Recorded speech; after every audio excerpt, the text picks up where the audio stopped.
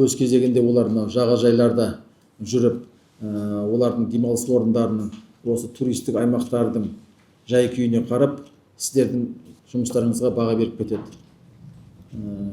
Оның барлығын біз мынау телефондағы түрлі жағдайлардан көріп отырмыз. Мынау келесі слайдтарды қосыңыздар.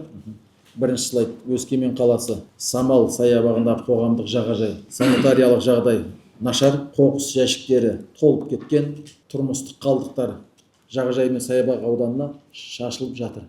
Алматы Талғатова, түсінікті ме? Келесі: Алтай ауданы Жаңа Бұқтырма кенті қоғамдық жағажай. Жағажай аумағында тұрмыстық қоқыс жиналған.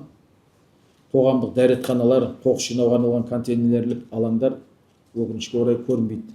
Ринат Тілеуханұлы. Үлкен Нарын ауданы келесі: Приморский ауылы қоғамдық жағажай. Жағажайдың аумағында қоқыс шашылған. Ұлан ауданы 2-ші, 3-ші, 4-ші Сібе көлдері қоғамдық жағажайлар. Тұрмыстық қатты қалдықтарды уақытша жинау алаңдары лық толған.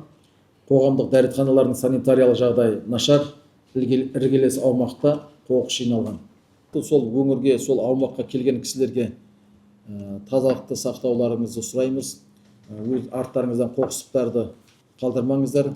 Бірақ бірінші кезекте біз қоқыс жәшіктерін тиісті деңгейде, дәрежеде дайындап қоюымыз керек. Әлбетте олар жан-жағына қарайды, жинап тастағысы келеді, ешнәрсе жоқ. Сосын не істейді? Тастайды да кетеді. Сосын бір қоқыс жатқан жерге олар сол жер жинала деген деп соларға тастай береді.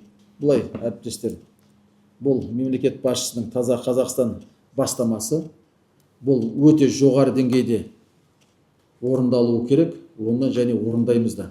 Сіздермен немесе басқа кісілермен оны уақыт көрсетеді. Бірақ қазір сол өңірде тұрып жатсыздар, әкімдер.